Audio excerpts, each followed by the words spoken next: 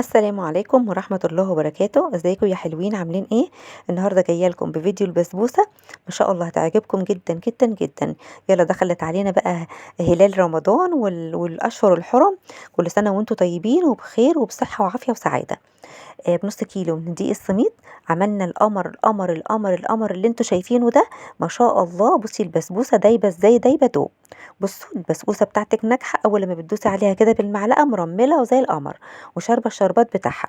هقولك في الفيديو بتاع النهارده هتحط لها قد ايه سكر، هتحط لها قد ايه شربات. مقاديرك النهارده مظبوطه 100%.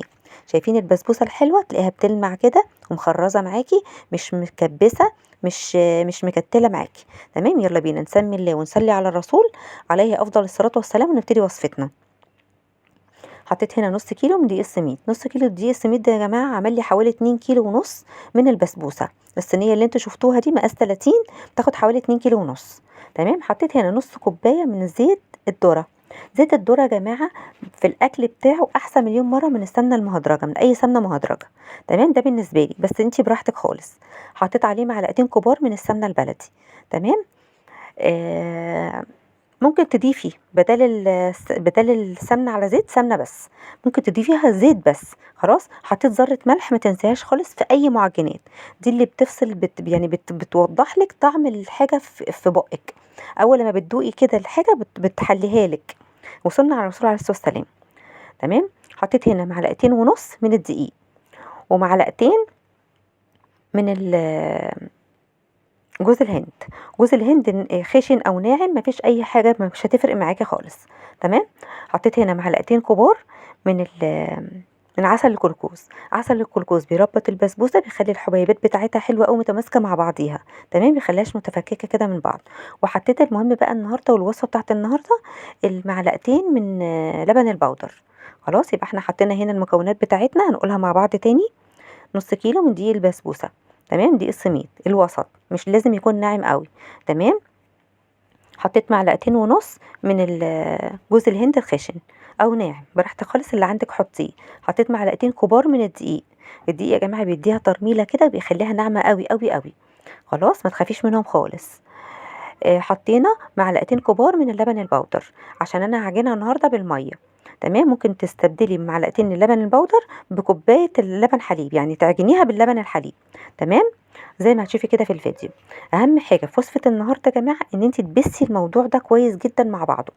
تمام، كل المكونات اللي انت شايفاها دي اقعدي بسي فيها زي ما انت عايزه في المرحله دي. تمام. البس فيها مهم جدا عشان كل المكونات اللي فيها تتبس كويس جدا مع بعض وتتمزج كده مع بعضيها. تمام، وتديكي نتيجه كويسه. ما يبقاش في حته، عشان احنا عارفين بعد ما بضيف المواد السائله سواء لبن او ميه ما عجنش كتير في البسبوسه. البسبوسه ما تحتاجش عجن. ليه؟ عشان ماده الجلوتين اللي في دقيق البسبوسه ما تظهرش. تمام، والبسبوسه بتاعتك بتطلع معضمه. خلاص، زي ما اتفقنا كده. جبت هنا كوبايه من الميه. الكوبايه اللي استخدمتها هستخدمها لاخر الوصفه. تمام. بس الميه اللي ضفتها النهارده لدقيق للبسبوسه حطيتها زي دمعه العين كده. يعني تقدري تحطي صبعك فيها، ما تخليهاش سخنه. تمام، لان لو نزلت سخنه على دقيق البسبوسه هتعضم برضو. تمام، ومش هتشرب الشربات معاكي ومش هتاكليها، مش هتبقى كويسه، هتبقى بسكوت مش بسبوسه. خلاص. اللي انا نسيته النهارده بس في اول الوصفه نص معلقه صغيره من البيكنج باودر. البيكنج باودر مش لازم تبالغي فيه، ما تحطيش الكيس كله ولا حتى معلقه كبيره، هي نص معلقه صغيره. بتخليها هايشه كده وبتفرغ جزيئات البسبوسه من بعضها كده وتخليها تشرب الشربات. تمام. جبت صينيه هنا طبعا زي ما انتوا شايفين كده، ما بلغتش في التقليب، زي ما انتوا شايفين كده بسرعه بسرعه. خلاص، صينيه مقاس 30 ودهنتها بالسمنه. تمام، هوزع بقى البسبوسه بتاعتي، الخليط بتاعي ده كويس جدا كده زي ما انتوا شايفين. تمام. بسبوسه سهله جدا، بس هي عايزه شويه يعني تركات كده بسيطه جدا، هتطلع معاكي زي القمر. هسويها كده بالمعلقه. اول ما تلاقي السطح بتاعك مستواش هقولك تعملي ايه. بصوا بقى، هجيبكم معلقتين كده من اللبن الحليب او من الميه او من السمنه زي ما تحبي. هي البسبوسه بتحب السمنه فمش هتفرق. تمام، احنا عملناها النهارده بنص كوبايه زيت الذره. حلوه جدا جدا جدا، جربوها مش هتندموا. وصفه النهارده يا جماعه كانت حلوه جدا، بس ما تنسوش اللايك للفيديو. لو عجبكم الفيديو النهارده ما تنسوش تحطوا لايك. شايفين بقى؟ بصي اول لما بتديها الهزه دي، الهزه دي بتسوي لك السطح بتاع البسبوسه قوي. خلاص. انا النهارده كده حطيت فيها، حاولت ان انا اعملها بالسكينه كده، اقطعها دي شكل التقطيع كده، بس ما فرقش معايا على فكره، ما فرقش خالص، يعني ممكن تستغني عن الخطوه دي خالص. تمام. بس هو ممكن تعمليها كده لو انت هتزينيها باي مكسرات عشان تبقى بس الشكل مظبوط معاكي، ده بس مش اكتر ولا اقل.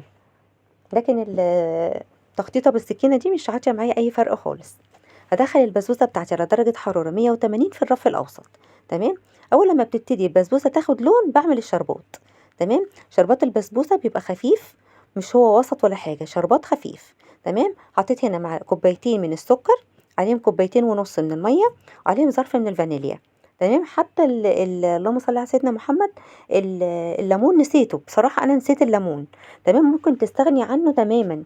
ليه؟ لان احنا حاطين في وصفه النهارده عسل الجلوكوز. عسل الجلوكوز هو اصلا بيربط الجزيئات البسبوسه مع بعضها. بص، اول لما البسبوسه خدت لون من تحت كده، وحسيت ان الحروف بتاعتها خدت اللون المناسب اللي انا عايزاه. تمام. ابتديت ان انا احط الشربات على النار. تمام. ورفعتها على الرف الاعلى. تمام. وحطيتها على الشوايه. هوريكم بقى سر نجاح البسبوسه بتاعتك تعرفيها وانتي بتشربيها الشربات كده. بصوا يا جماعه، بتشرب الشربات على طول.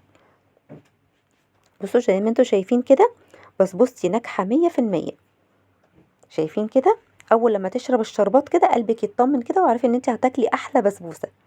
تمام. لو ما شربتش الشربات والشربات بتاعك بقى عايم على الوش كده، ازعلي ازعلي، ليكي حق ان انت تزعلي، بس المره الجايه اعمليها بطريقتي دي هتفرحك. بصوا بقى ما شاء الله عماله تشرب ازاي في الشربات. بصوا بقى، لو انت عايزه تحطي كوبايتين بس، كوبايه ونص من السكر، السكر بتاع البسبوسه بتاع الشربات بتاعها، هتحطي كوبايه ونص من السكر، ومش عايزه تقللي يعني نسبه السكر شويه، حطي، لازم تحطي كوبايتين ميه. تمام. نص كيلو دقيق البسبوسه بياخد كوبايتين من الميه. بصوا انا هسيب منها شويه اللي انتوا شفتوهم دول، حوالي نص كوبايه او ربع كوبايه. تمام. فانتي لازم تحطي لها كوبايتين من الميه على كوبايه ونص ميه، او كوبايتين سكر، بس احنا بنحبها كده كوبايتين سكر كانت مظبوطه جدا جدا جدا. بصوا بقى بعد ما خلصتها كده، تمام، وشربت الشربات بتاعها خلاص، بحطها في الفرن، برجعها في الفرن ساخن تاني. تمام. زي ما كنا بنعمل زمان لو انتوا فاكرين كده. وقطعتها الصبح، يعني انا عملتها بالليل قطعتها الصبح، بتبقى معاكي احلى بسبوسه. احلى بسبوسه لما تسيبيها كده تتشرب بالشربات بتاعها. انت لو قطعتيها في نفس الوقت على الطريقه دي، قطعيها مفيش اي مشكله. بس لو هتعمليها في رمضان مثلا، اعمليها الصبح بدري. تمام. اول حاجه تعمليها اعمليها هي، عشان تلحق كده على المغرب ان شاء الله على الفطار. كل سنه وانتم طيبين وبصحه وسلامه. تقطعيها تاكليها بقى بكل طعامه، يعني تبقى ماسكه كده وشربت الشربات بتاعها، وطعمها حلو ولونها اجمل. شايفين اللون ده بقى؟ انا بحب لون البسبوسه كده. عايزه لون البسبوسه بقى، انت بتختاري لون البسبوسه وبتسويها على مزاجك. في ناس بتحبها اغمق كمان من كده. تمام. بسبوستنا النهارده يا جماعه كانت تحفه من الجميل، جربوها، ولو عجبتكم سيبوا لي كومنت حلو في التعليقات. شايفين بقى ما شاء الله، حلوه جدا جدا جدا، هتشرفك في اي عزومه. شايفين بقى؟ بصوا زي ما شفتوا كده في اول الفيديو، ما شاء الله تحفه تحفه تحفه. تعرفي البسبوسه بتاعتك حلوه ازاي؟ مرمله كده ومش ملزقه في بعضها ولا هي معجنه. وصفه النهارده اعتمدوها في وصفاتكم، والسلام عليكم، في فيديو جديد ووصفه جديده ان شاء الله.